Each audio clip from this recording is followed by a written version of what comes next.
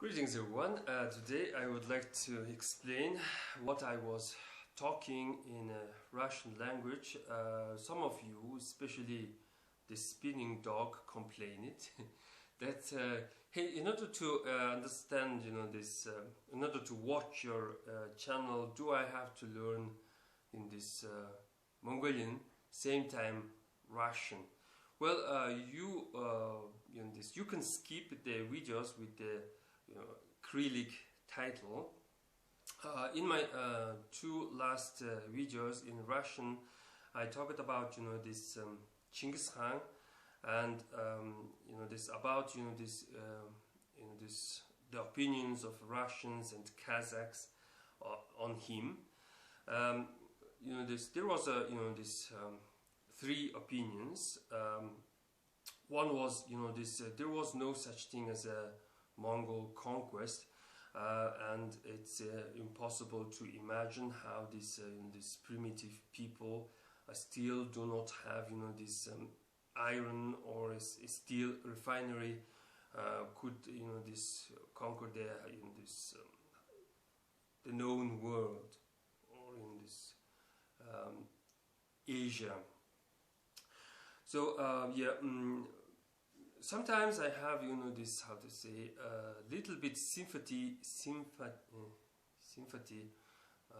this somewhat like towards this claim, because they are claiming that there was no such thing as this burning these cities and pillaging, destroying all this this killing and raping stuff. So it's always hard for this a Mongolian with some consciousness to be reminded by the foreigners that how bad you were. I mean, nowadays Mongolian is born without knowing his history, and those who are teaching the history usually say that how great and awesome it was to go and conquer and pillage. But foreigners may say that this is horrible, this how could you people do such evil, something like that. So it's like it's like Japanese are reminded about these crimes that their this grandparents committed during the World War II, in this human experiments and slavery and etc. etc. So personally, I like when some these foreigners simply ignore this the past and say Mongol conquest, I don't know about this something like that. So second, their opinion was that Genghis Khan was a Turk. Maybe he had some Turkic blood. Maybe even he had some Iranian this blood. We do not know his origin. We know that his family traveled from in this crossing Tingstale ocean, and this what Tingis. So they claim that they crossed the ocean and this came into this Mongolia, and somehow they became the noble and royal bloodline, and they started to have their own tribe and this organizing everything, and this family went to conquering the world. So I'm from his tribe, Borjrim, but I'm a common Borjrim, or I'm just basically a worker ant, something like that. So yeah, I do not deny that he could have some Turkic blood. He may even speak Turkic, like I'm speaking this English. I mean, at the time Turkic should be second language for any Mongolian, and pointed out that Mongolian is not like Turkic, it's not like this Russian or Chinese. So Mongolian language is unique, and it's our Mongolian. So the third opinion was the 13th century Mongols are not the Mongolians of a present. Yes, it's true.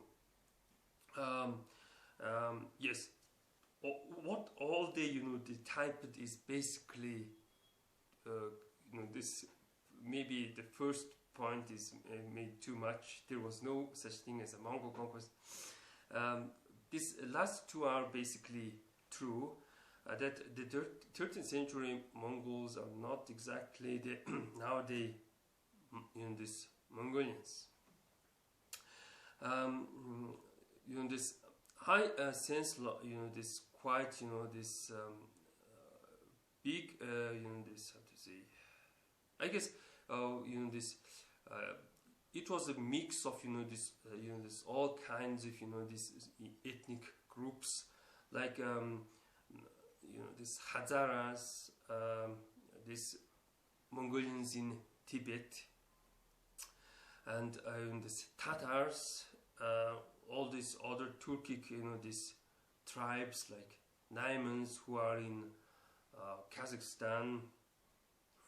We do have some Naimans here, and they are the part of these Mongolians. Maybe this ethnic combination is how to say was mixed at the time, and nowadays it's more solid. I mean, we do not recognize this difference between each other. Of course, there can be some more blonde Mongolian, or more this darker Mongolian with the more brown skin and totally black hair, etc., etc.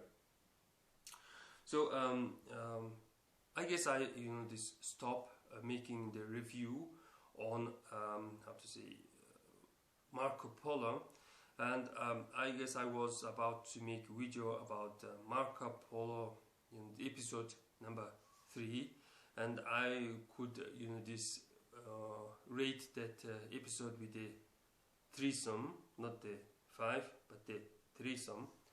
I guess you know why.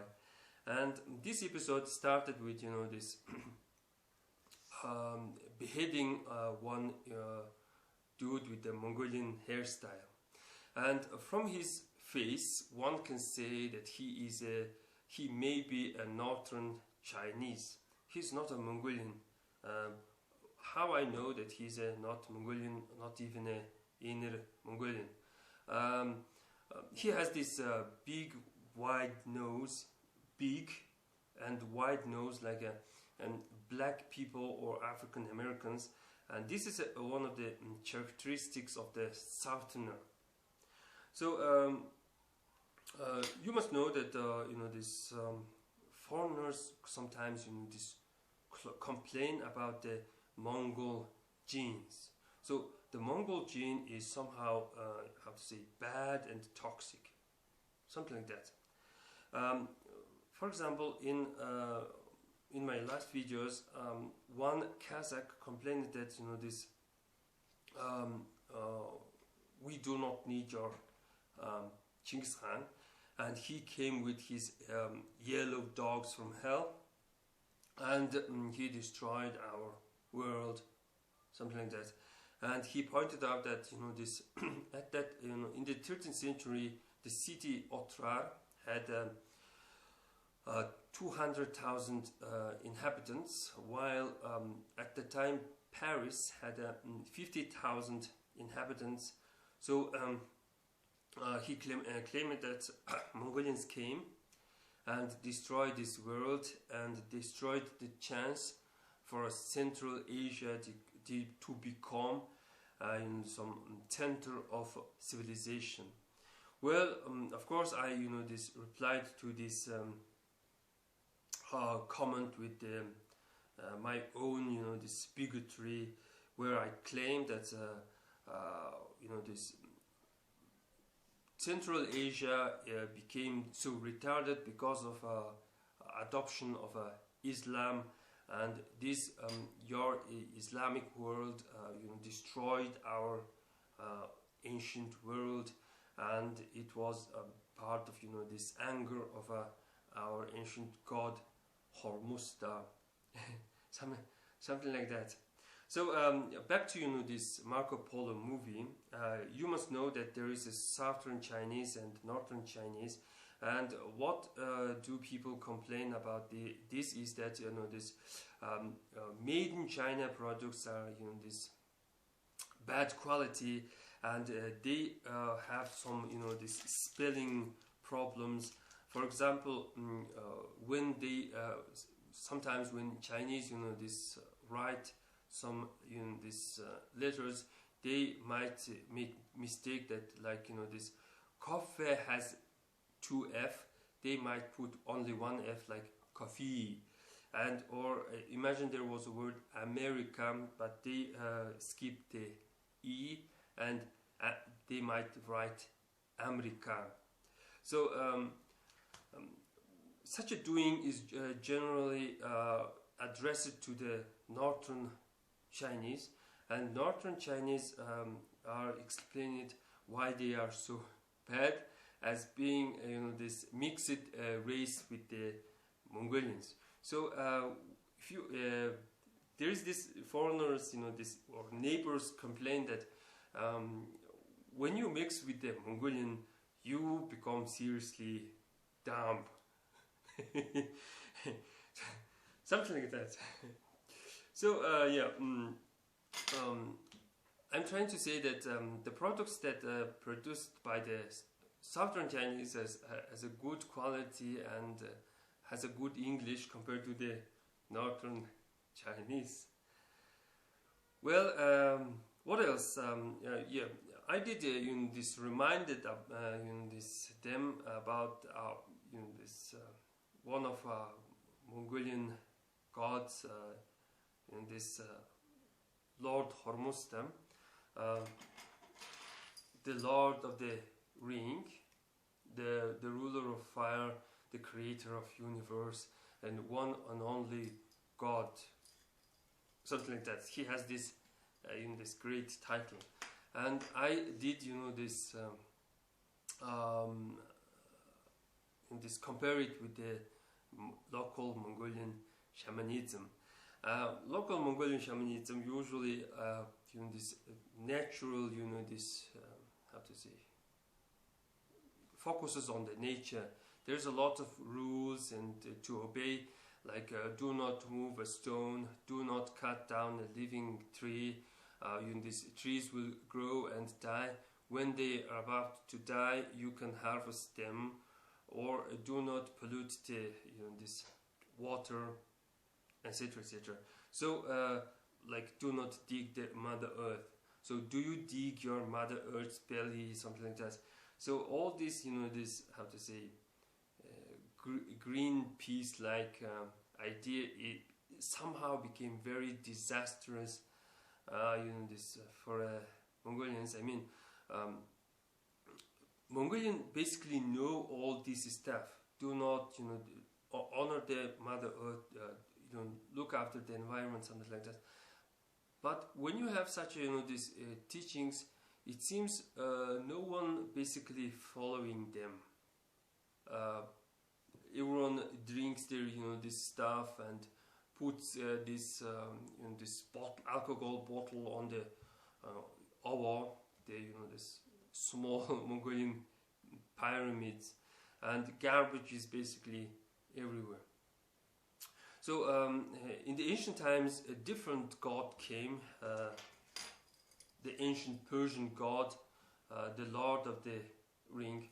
Well, I imagine Mongolian Garid if it was in a somewhat Middle Eastern style or Sumerian or Persian style like this. I wonder if you can see. So yeah, so the Lord of the Ring came like Christianity. I mean, Christianity usually comes like this. They this knock on your door and ask a question, Samide, did you hear the good news? So somehow this death of Jesus and is somehow good news, something like that. Same thing, this is with the Lord Hormuzstan. There's this. From what I know, is there is only one rule, only one teaching. Make sure you ask when you want something. Make sure you address this to this Lord Hormuzstan. Oh Hormuzstan, please give me power, something like that. And make sure you do things for a goodness. Not exactly goodness, for good life, something like that.